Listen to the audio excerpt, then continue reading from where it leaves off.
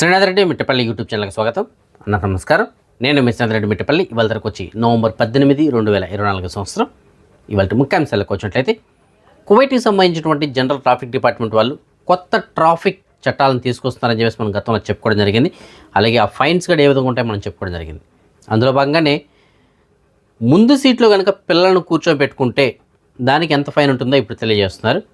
So ముందు సీట్లో కనుక పిల్లలను కూర్చోబెట్టుకున్నట్లయితే 50 దినార్లు జరిమానా ఉంటుందని చెప్పేసి తెలియజేస్తున్నారు. గతంలో అది కేవలం 5 దినాల వరకే ఉండేది. సో ఇప్పుడు ప్రస్తుతానికి దాన్ని 50 దినాలకు పెంచుతున్నట్లు తెలియజేశారు. సో ముందు సీట్లో పిల్లలను కూర్చోబెట్టకూడదు. అలాగే కువైట్కి సంబంధించినటువంటి జనరల్ ట్రాఫిక్ డిపార్ట్మెంట్ వాళ్ళు కువైట్ వ్యాప్తంగా సుమారుగా 252 AI అంటే ఆర్టిఫిషియల్ ఇంటెలిజెన్స్తో పనిచేసేటువంటి కెమెరాలని ఏర్పాటు చేస్తున్నట్టు తెలియజేస్తున్నారు. ఎవరైతే సీట్ బెల్ట్ ధరించకుండా డ్రైవ్ చేస్తుంటారో, అలాగే ఎవరైతే సెల్ ఫోన్ వాడుతూ డ్రైవ్ చేస్తుంటారో అలాంటి వారిని గుర్తించి వారికి జరిమానాలు విధించడానికి ఈ కెమెరాలు ఉపయోగపడతాయి. ఇవి ఆటోమేటిక్గా అలాంటి వాటిని డిటెక్ట్ చేసి వారికి డైరెక్ట్గా చలానాలను అయితే జారీ చేయడం జరుగుతుంది. వీటితో పాటుగా ఆల్రెడీ ఇప్పుడు కువైట్లో ఏవైతే స్పీడ్ కెమెరాలు ఉన్నాయో, అంటే హైవేల పైన ఏర్పాటు చేసి ఉంటారు కదా, ఎవరైనా స్పీడ్గా వెళ్తే అవి డిటెక్ట్ చేసి ఫోటో తీసి పంపించడం జరుగుతుంది. సో ఆ స్పీడ్ కెమెరాల్లో కొత్త టెక్నాలజీని జోడించినట్లు మనం గతంలో చెప్పుకోవడం జరిగింది. అవి యావరేజ్ పైన పాయింట్ టు పాయింట్ క్యాలిక్యులేషన్ ఒకటి చేసి స్పీడ్ ఎక్కువగా వెళ్ళినట్లయితే వారికి కూడా జరిమానాలు విధించడం జరుగుతుంది. జనరల్గా మన వాళ్ళు ఏం చేస్తుంటారు, కెమెరా దగ్గరగా వస్తుందంటే కెమెరా పలానా చోట ఉందని చెప్పేసి దగ్గరికి వెళ్ళడానికి స్లో చేస్తారు. అంతవరకు 100 కిలోమీటర్ల స్పీడ్తో వచ్చారనుకోండి, ఆ రూట్లో వెళ్ళాల్సింది ఒక 80 కిలోమీటర్ల స్పీడ్ అనుకుందాం, అంతవరకు 100 స్పీడ్లో వస్తారు. కెమెరా దగ్గరికి రాగానే స్లో అయిపోతారు, 80కి 70కి వచ్చేస్తారు. మళ్ళీ కెమెరా దాటగానే మళ్ళీ వాళ్ళ ఇష్టం 100, 100 అయిపోతూ ఉంటారు. సో ఇలాంటివి చేస్తూ ఉంటారు. అయితే ఇప్పుడు పాయింట్ టు పాయింట్ విధానం రావడంతో అది ఏం చేస్తుందంటే ఆటోమేటిక్గా క్యాల్కులేట్ చేసేసుకుంటుంది. ఇప్పుడు ఈ కెమెరా దగ్గర 100 కిలోమీటర్ల స్పీడ్ తోటి వాళ్ళు ఎంటర్ అయ్యారనుకోండి, నెక్స్ట్ కెమెరా దగ్గరికి వాళ్ళు ఎంత స్పీడ్తో వెళ్ళింటారో 100 వెళ్ళండొచ్చు, 150 వెళ్ళండొచ్చు, 200 వెళ్ళండొచ్చు. కానీ అదేం చేస్తుంటే యావరేజ్ పైన క్యాల్కులేట్ చేస్తుంది. ఈ కెమెరా నుంచి ఆ కెమెరాకి రావడానికి వాళ్ళకి ఎంత సమయం పెట్టింది, సో వాళ్ళు అంత సమయంలో వచ్చారంటే ఎంత స్పీడ్తో వచ్చి ఉండొచ్చు, సో ఆ రోడ్లో వెళ్ళడానికి నిర్దిష్ట గరిష్ట స్పీడ్ ఏదైతే ఉందో ఆ స్పీడ్లో వెళ్ళారా, లేదంటే ఇంతకన్నా ఎక్కువ స్పీడ్తో వెళ్ళారా అనేది క్యాల్కులేట్ చేసేస్తుంది. సో ఆ క్యాల్కులేట్ చేసి ఓవర్ స్పీడ్ కనుక వెళ్ళినట్లయితే వారికి జరిమానా విధించడం జరుగుతుంది. సో దీనివల్ల ఏమవుతుందంటే ఓవర్ స్పీడ్ కొంత వెళ్ళి దాని తర్వాత మళ్ళీ స్పీడ్ తగ్గించడం, కెమెరాలో ఉన్న చోట్ల స్పీడ్ తగ్గించడం ఇలాంటివి కుదరదు. సో ఆ రోడ్లో ఏదైతే స్పీడ్ వెళ్ళడానికి అవకాశం ఉంటుందో ఆ స్పీడ్లో మాత్రమే వెహికల్స్ డ్రైవ్ చేయాల్సి ఉంటుంది. సో ఈ విధంగా ఆ కెమెరాలు అయితే కనుక పనిచేస్తే, అలాగే ఆర్టిఫిషియల్ ఇంటెలిజెన్స్తో పనిచేసే కెమెరాలు అయితే కనుక ప్రస్తుతానికి ఏర్పాటు చేస్తూ ఉన్నారు. అలాగే సీట్ బెల్ట్ ధరించిన వాళ్ళకి జరిమానాలు అయితే కనుక, అంటే ముందు సీట్లో ఎవరైతే చిన్నపిల్లలను కూర్చోబెట్టింటారో అలాంటి వారికి 50 దినాల జరిమానా కూడా ఉంటుందని చెప్పేసి తెలియజేస్తున్నారు. కాబట్టి కొత్త చట్టాలు అయితే వస్తున్నాయి, ట్రాఫిక్ చట్టాలు.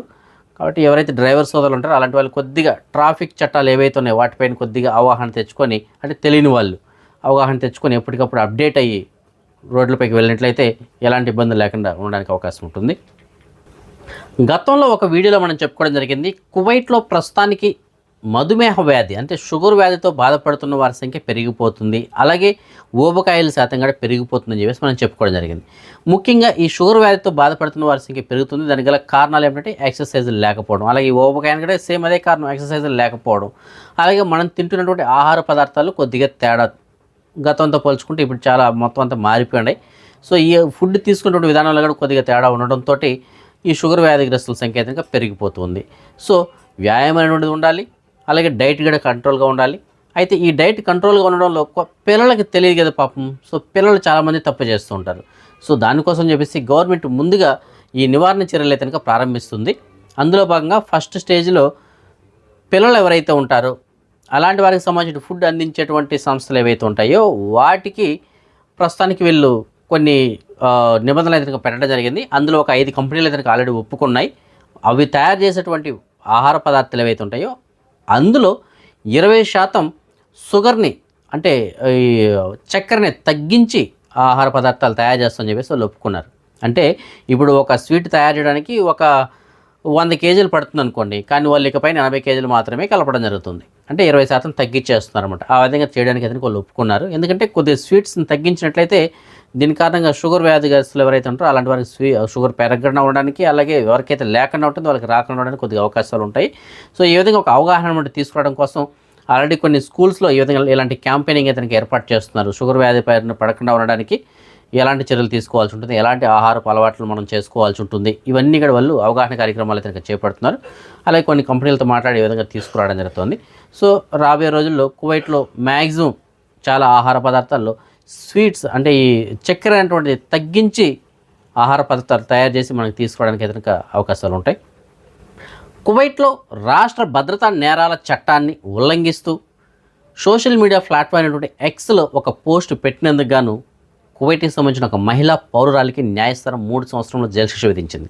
ఇంతకీ ఆవిడ చేసినటువంటి పని ఏమిటంటే కువైట్కి సంబంధించిన రాజు ఎవరైతే ఉన్నారో ఆయన్ని ఉద్దేశిస్తూ ఆయనకి వ్యతిరేకంగా పోస్ట్ పెట్టడం జరిగింది. అలాగే ఆయన పదవి నుంచి దిగిపోవాలని చెప్పేసి ఇలాంటి కొన్ని వ్యాఖ్యలు అయితే చేయడం జరిగింది సోషల్ మీడియా వేదిక ఆవిడ. సో దాన్ని పరిగణలో తీసుకున్నటువంటి న్యాయస్థానం ఆవిడకి 3 సంవత్సరములు కఠిన కారాగార జైలు శిక్ష విధించింది. మరి అంతే కదా, దేశంలో ఉంటూ ఆ దేశ రాజును తిట్టడం అంటే అది అంటే దేశద్రోహం కిందనే వస్తుంది. సో అలాంటి పనులు ఎప్పుడు కానీ మనం చేయకూడదు, అది ఇక్కడనే కాదు ఎక్కడైనా సరే. సో ఈ సందర్భంలో మనం ఒక విషయం గురించి చెప్పుకోవాలి. ఇలాంటి చట్టం పర్ఫెక్ట్గా మన భారతదేశంలో అమలు చేస్తే ఎలా ఉంటుంది ఒకసారి ఊహించండి. అందులోనూ మన తెలుగు రాష్ట్రాల్లో అమలు చేస్తే ఎలా ఉంటుందో ఒకసారి ఊహించుకోండి. ఎందుకంటే అనవసరంగా వీళ్ళు వాళ్ళపైన వాళ్ళు వీళ్ళపైన సోషల్ మీడియా ఆధారంగా సోషల్ మీడియాని వేదికగా చేసుకొని ఎలాంటి వ్యాఖ్యలు చేస్తుంటారో మీరు చూస్తుంటారు. సోషల్ మీడియా ఓపెన్ చేస్తే యూట్యూబ్ ఓపెన్ చేసిన, ఫేస్బుక్ ఓపెన్ చేసిన, ట్విట్టర్ ఓపెన్ చేసిన, ఇన్స్టాగ్రామ్ ఓపెన్ చేసిన అవి తప్ప ఇంక వేరేటి ఉండవు. సో ఒకరినొకరు తిట్టుకోవడం, అవి కూడా ఎలాంటి బూతులు అంటే నోటితో చెప్పలేని బూతులు, అలాంటి బూతులు తిట్టుకుంటూ ఉంటారు సోషల్ మీడియా వేదిక. ఈ పార్టీ వాళ్ళు ఆ పార్టీని, ఆ పార్టీ వాళ్ళు ఈ పార్టీని. సో ఇలాంటి చట్టాన్ని కనుక అక్కడ పర్ఫెక్ట్గా అమలు చేస్తే ఎంతమంది లోపల ఉంటారో ఒకసారి ఊహించండి. కువైట్లోని హవల్లీ పోలీస్ స్టేషన్లో కువైట్కి సంబంధించిన ఒక పౌరుడు కంప్లైంట్ ఇచ్చాడు. ఒక డెలివరీ బాయ్ 160 దినార్లు దొంగతనం చేశాడు, అంటే మోసం చేసి నా దగ్గర నుంచి పారిపోయాడని చెప్పేసి కంప్లైంట్ ఇచ్చాడు. నేను కొన్ని వస్తువులు ఆర్డర్ పెట్టాను, అయితే అవి తీసుకొచ్చి డబ్బులు తీసుకుని వస్తువులు ఇక్కడ పారిపోయాడని చెప్పేసి కంప్లైంట్ ఇచ్చాడు. విచారణ ప్రారంభించింది. అయితే విచారణలో వీళ్ళకి కొద్దిగా అనుమానం అయితే కలిగింది, ఏదో ఎక్కడో తేడా కొట్టిందనమాట. దాంతో వీళ్ళు ఏం చేస్తారంటే అక్కడ ఉన్నటువంటి సీసీ కెమెరా ఫుటేజ్ని అయితే పరిశీలించారు. ఆ పౌరుడి యొక్క ఇంటి దగ్గర ఉన్నటువంటి సీసీ కెమెరాలు పరిశీలించారు. దాంట్లో వీళ్ళకి తేలింది ఏమిటంటే ఎవరైతే డెలివరీ బాయ్ ఉన్నాడో అతనైతే అక్కడి నుంచి పారిపోలేదు, అలాగే అతను ఎలాంటి డబ్బులు తీసుకొని దొంగతనం చేసినట్టు కానీ ఏమీ లేదు. జరిగినటువంటి మ్యాటర్ ఏమిటంటే ఈ కువైట్ పౌరుడు ఏం చేశాడంటే సుమారుగా 160 దినార్ల బట్టలు అనేటువంటిది ఇన్స్టాగ్రామ్ పోస్ట్ ద్వారా ఆర్డర్ అనేటువంటిది పెట్టి తెప్పించుకోవడం జరిగింది. ఆ డెలివరీ బాయ్ ఆ బట్టలు అయితే తీసుకొచ్చాడు, 160 దినార్లు వాటి వాల్యూ. అయితే అతను బట్టలు ఇవ్వడానికి అతను డబ్బులు ఇవ్వాలి కదా, డబ్బులు ఇవ్వమంటే అతను బెదిరించాడంట. నేను డబ్బులు ఇవ్వను అని చెప్పి, అలాగే బట్టలు ఇవ్వమని చెప్పి ఐడి కార్డు చూపించాడంట. నేను కువైట్కి సంబంధించిన మినిస్టర్ ఆఫ్ కామర్స్ అండ్ ఇండస్ట్రీస్లో పనిచేస్తాను, సో నీపై నేను కేసు పెడతాను, లేదంటే మీ కంపెనీ వాళ్ళపైన కేసు పెడతాను, అది అని చెప్పేసి ఐడి కార్డు చూపించి బెదిరించాడంట. సో అది అక్కడ జరిగినటువంటి యాక్చువల్ మ్యాటర్. కానీ పౌరుడు ఏం చేశాడు, దాన్ని రివర్స్లో చెప్పాడు. అక్కడికి వెళ్ళి ఆ డెలివరీ బాయ్ నన్ను మోసం చేసి నా దగ్గర డబ్బులు తీసుకుని పారిపోయాడని చెప్పేసి. సో ఇక్కడ ఏం జరిగింది, వాళ్ళు దర్యాప్తులో సీసీ కెమెరాల్లో ఆ విధంగా జరిగినట్టు ఎలాంటి ఆధారాలు లేవు. అలాగే బ్యాంక్ అకౌంట్ చూస్తే ఎలాంటి అమౌంట్ కానీ ట్రాన్సాక్షన్ జరిగినట్టు కానీ లేదు. సో దీంతో ఇప్పుడు ప్రస్తుతానికి ఆ పౌరుణ్ణి అదుపులో తీసుకొని కేసు అయితే నమోదు చేయడం జరిగింది. సో డెలివరీ బాయ్ కూడా ఇదే చెప్పాడు, జరిగింది ఇది అంటే అని చెప్పేసి చెప్పాడు. ఆ డెలివరీ బాయ్ ఏదైతే చెప్పాడో అదే అక్కడ జరిగింది. అది చూడండి, ఇలాంటి మోసాలు కూడా జరుగుతూ ఉంటాయి.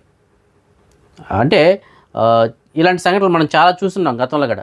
ఆఖరికి తినే ఫుడ్ విషయంలో కూడా అండి, కొంతమంది ఆర్డర్ పెడతారు, ఇంటికి ఫుడ్ వచ్చిన తర్వాత ఫుడ్ తీసుకుని ఇంటికి వెళ్ళిపోతారు, డోర్ లాక్ వేసేసుకుంటారు, మనం ఎంత తలుపు కొట్టినా బయట రారు. సో అలాంటప్పుడు ఆ డెలివరీ బాయ్ పరిస్థితి ఏమిటో ఒకసారి ఆలోచించండి. ఆ ఆర్డర్ చిన్నది కావచ్చు, పెద్దది కావచ్చు, దినార్ ఆర్డర్ ఉండొచ్చు, 50 దినార్ ఆర్డర్ ఉండొచ్చు. సో అలాంటి వాళ్ళు కూడా ఉన్నారు కొంతమంది. కాబట్టి ఆర్డర్ విషయంలో మాత్రం కొద్దిగా జాగ్రత్తగా ఉండండి. ఆల్రెడీ ముందుగా పేమెంట్ చేసేసి ఉంటే వాళ్ళు ఆన్లైన్లో కానీ ఇలాంటి వాటిలో పే చేసి ఉంటే ఎలాంటి టెన్షన్ లేదు.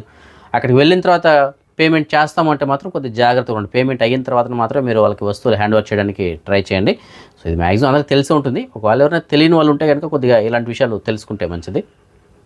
కువైట్కి ఉత్తరాన ఉన్నటువంటి సుబియా ఎడారి ప్రాంతంలో పురాతనమైనటువంటి కొన్ని కొండలు, మట్టి పెంకులని కువైట్కి సంబంధించిన ఆర్కియాలజీ డిపార్ట్మెంట్ వాళ్ళు కనుక్కున్నారు. అవి ఎంతటి పురాతనమైనవి అని ఏంటంటే 7700 సంవత్సరాల క్రితం నాటివి అని చెప్పేసి అంటున్నారు. అంటే మెసపటోనియా నాగరికత ఏదైతే ఉందో అప్పటికి సంబంధించినటివి అని చెప్పేసి అంటున్నారు. జనరల్గా ఈ పెంకులు ఏవైతే ఉన్నాయో వాటి నుంచి ఆభరణాలు, నగలు తయారు చేయడానికి ఉండేటువంటి ఒక వర్క్ షాప్ ఏదైతే ఉంటుందో, అంటే ఒక షాప్ మామూలుగా నగలు తయారు చేసిన దుకాణం ఏదైతే ఉంటుందో అలాంటి వాటికి సంబంధించిన ప్లేస్ అది అని చెప్పేసి అంటున్నారు. అంటే అప్పట్లో అలాంటి ప్లేస్ అనమాట అది. ఇప్పుడు మనం ఏదైతే బంగారం షాపులు అంటామో ఆ విధంగా అవి అక్కడ తయారు చేయడానికి వాడేటువంటి ఒక షాప్ లాంటిది అప్పట్లో ఆ విధంగా ఉండింది అని చెప్పేసి అంటున్నారు. అంటే చూడండి, మెసపటోనియా నాగరికత కూడా కువైట్లో ఉండింది. కువైట్లో ఇలాంటి షాప్ కూడా ఒకటి బయటపడింది. దీనికి సంబంధించి గతంలో మనం 4-5 సార్లు కూడా చెప్పుకోవడం జరిగింది. చాలా పురాతనమైనటువంటి ఇలాంటివే కొన్ని వస్తువులు కూడా బయటపడ్డాయని చెప్పేసి. కువైట్ ఎయిర్వేస్లో పనిచేస్తున్నటువంటి 2 ఉద్యోగుల్ని కువైట్కి సంబంధించిన భద్రతాధికారులు కువైట్ ఇంటర్నేషనల్ ఎయిర్పోర్ట్లో అదుపులో తీసుకున్నారు. దీనికి సంబంధించిన వివరాలు మనం చూసుకున్నట్లయితే కువైట్ ఎయిర్వేస్లో పనిచేస్తున్నటువంటి ఒక 2 ఉద్యోగులు ట్రైనింగ్ కోసం చెప్పేసి దోహాకి వెళ్ళారు. అటు నుంచి రిటర్న్ వస్తున్నారు కువైట్కి వచ్చిన తర్వాత కువైట్ ఇంటర్నేషనల్ ఎయిర్పోర్ట్లో దిగారు. అయితే వాళ్ళు దిగే సమయానికి వీళ్ళు ఫుల్గా మద్యం అయితే సేవించున్నారు. మద్యం సేవించి అక్కడ ఉన్నటువంటి అధికారులతో వాగ్వాదానికి దిగారు. వాళ్ళని దుర్భాషలు ఆడడం జరిగింది. అలాగే వీరి యొక్క లగేజ్ని చెక్ చేయడానికి కూడా వీళ్ళు ఒప్పుకోలేదు. దాంతో ఇంకా తప్పక అక్కడ ఉన్నటువంటి భద్రతా అధికారులు ఆ ఇద్దరిని అరెస్ట్ చేశారు. విచారణ నిమిత్తం అని చెప్పేసి ప్రస్తుతానికి తరలించారు. చూడండి, వాళ్ళు అందులో పనిచేసేటువంటి ఎంప్లాయీసే, కానీ వారు చేసినటువంటి పని మితిమీరిందనమాట. సో గాడి తప్పారు వాళ్ళు. కాబట్టే వారిని అదుపులో తీసుకున్నారు. ప్రస్తుతానికి నార్కోటిక్స్ డిపార్ట్మెంట్కి అతనికి అప్పచెప్పి వారి పరిస్థితి ప్రస్తుతానికి నార్మల్గా ఉన్నట్లు తెలియజేస్తారు. అంటే వాళ్ళ పరిస్థితి మళ్ళీ నార్మల్గా తీసుకొచ్చారు. మరి ప్రస్తుతానికి విచారణ అయితే జరుగుతుంది. వీళ్ళు మద్యమే సేవించారా లేదంటే ఇంక వేరే ఏదైనా తీసుకున్నారా, ఇవన్నీ కూడా విచారణలో తేలేటువంటి అవకాశం ఉంటుంది. మన భారతదేశ రాజధాని అయినటువంటి ఢిల్లీలో వాయు కాలుష్యం ఎక్కువైపోయింది. ఈ వాయు కాలుష్యం కారణంగా పొగమంచు అనేటువంటిది ఎక్కువైపోయింది. సో పొగమంచు అంటే ఏదో చల్లగా ఉన్నటువంటి మామూలుగా మన శీతాకాలంలో వచ్చేటువంటి పొగమంచు అనుకోకండి, పొల్యూషన్ కారణంగా వచ్చినటువంటి పొగమంచు అది. సో దానికి కారణం చేత అక్కడ గవర్నమెంట్ ఏం చేసిందంటే స్కూల్ పిల్లలకి ఇవాళ నుంచి ఆన్లైన్ క్లాసులు స్టార్ట్ చేసింది. తదుపరి నోటీస్ వచ్చినంత వరకు అలాగే కొనసాగుతుందని చెప్పేసి అంటున్నారు. అలాగే భారీ ట్రక్కులకి ఇలాంటి వాటికి కూడా అనుమతిని నిషేధించారు. కేవలం నిత్యావసర వస్తువులకు సంబంధించినటువంటి ట్రక్కులు ఏవైతే ఉంటాయో అలాంటి వాటికి మాత్రం అనుమతి ఇచ్చారు. మిగతా వాటికి తాత్కాలికంగా అనుమతి అనేటువంటిది ఆపేశారు. ఎందుకంటే అంతటి విపరీతంగా ఉంది అక్కడ పొల్యూషన్. సో ఆ కారణం చేత నేను చిన్నపిల్లలకి ఇంటర్ లోపు ఉన్నటువంటి పిల్లలు ఎవరైతే ఉంటారో వారందరికీ క్లాసులు అయితే రద్దు చేశారు. కేవలం ఆన్లైన్ క్లాసుల్లో మాత్రం ఇంట్లో నుంచి చదువుకోవాలని చెప్పేసి ఆదేశాలు జారీ చేశారు. మన సబ్స్క్రైబర్ ఒకరు మనకి మెసేజ్ పెట్టారు, ఒక బకాలాలో పనిచేయడానికి 2 వర్కర్లు కావాలని చెప్పేసి అంటున్నారు. మగవాళ్ళు 2 పనిచేయడానికి కావాలని చెప్పేసి అంటున్నారు. ఆ కమాండ్ కావాలంటే వీళ్ళు మార్చుకుంటామని చెప్తున్నారు. మంచి జీతం అయితే ఇస్తారంట. సో మీలో ఎవరికైనా సరే బకాలాలో పనిచేయడానికి ఇంట్రెస్ట్ ఉన్నట్లయితే మీకు నేను డిస్ప్లేలో వాళ్ళకి సంబంధించిన నెంబర్ ఇస్తాను. ఆ నెంబర్ కాల్ చేసి పూర్తిగా కనుక్కొని మీకు నచ్చితే వెళ్ళొచ్చు. అదే మనం ఈ మనీ ఎక్స్చేంజ్ విషయానికి వచ్చినట్లయితే ప్రస్తుతానికి ఒక కువైట్ ధర మన భారతదేశం రూపీస్లో సుమారుగా 274 రూపాయలుగా ఉంది. బంగారం విషయానికి వచ్చినట్లయితే బంగారం ధరలు మాత్రం కొద్దిగా హెచ్చు తగ్గులు అవుతూ ఉంది. సో స్థిరంగా అయితే లేదు. ఇవాళ ఉదయం 10 గంటల ప్రాంతంలో సుమారుగా 23 దినార్ల 658 పిలుసుగా ఉండింది. 1 గ్రాము బంగారం ధర 22 క్యారెట్ల బంగారం. అదే మధ్యాహ్నం అయ్యేటప్పటికి 23 దినార్ల 750 పిలుసుకు చేరుకుంది. అదే ఇప్పుడు మనం వీడియో పెట్టే సమయానికి కువైట్లో ఉన్న మాలియాలో ఉన్నటువంటి సూకల్వతిలో ఉన్న షాప్ నెంబర్ 121లో ఉన్నటువంటి ఎఫ్కే జ్యువెలర్స్ వాళ్ళు మనకు అందిన సమాచారం మేరకు 23 దినార్ల 950 పిలుసుగా ఉంది 24 క్యారెట్ల బంగారం. సో చూడండి, మార్నింగ్కి ఈవినింగ్కి ఎంత తేడా వచ్చేసిందో. 650 పిలుసు ఉంది, 658 పిలుసు ఉంది. 23 దినాలు 658, మధ్యాహ్నానికి 23 దినాలు 850 పిలుసు అయింది. ప్రస్తుతానికి 23 దినార్ల 950 పిలుసుకు చేరుకుంది. అదే 24 క్యారెట్ల బంగారం అంటే బిస్కెట్ రూపంలో బంగారం ప్రస్తుతం 1 గ్రాము ధర 26 దినార్ల 80 పిలుసు ఉంది. సో బంగారం ధర అయితే స్థిరంగా లేదండి, కొద్దిగా హెచ్చు తగ్గులు అవుతూ ఉంది. కాబట్టి ఎవరైనా బంగారం కొనాలనుకునే వాళ్ళు ఉంటే మాత్రం వీలైనంత త్వరగా కొనేసుకోండి. ఎందుకంటే మళ్ళీ పెరిగినా కూడా పెరగచ్చు. ఎందుకంటే ఈ అమెరికా ఎన్నికల ఫలితాలు వచ్చిన తర్వాత నేను వీడియోలో మనం చెప్పుకున్నాం, కొద్దిగా 2 దినాల వరకు బంగారం ధర తగ్గినా మళ్ళీ క్రమంగా పెరుగుతూ వస్తుంది. కాబట్టి ఎవరన్నా కొనాలని ఇంట్రెస్ట్ ఉన్న వాళ్ళు ఉంటే మాత్రం కొద్దిగా కొనేసుకుంటే మంచిది. సో ఈ ఫ్రెండ్స్ ప్రస్తుతానికి అప్డేట్స్. రేపు రాత్రి 9 గంటలకు వచ్చే వీడియోలో మరిన్ని అప్డేట్స్ కలుసుకుందాం. అంతవరకు జై హింద్. హాయ్ అండి, నేను మీ Saddam Hussain. So please do subscribe Srinath Reddy Mittapalli YouTube channel.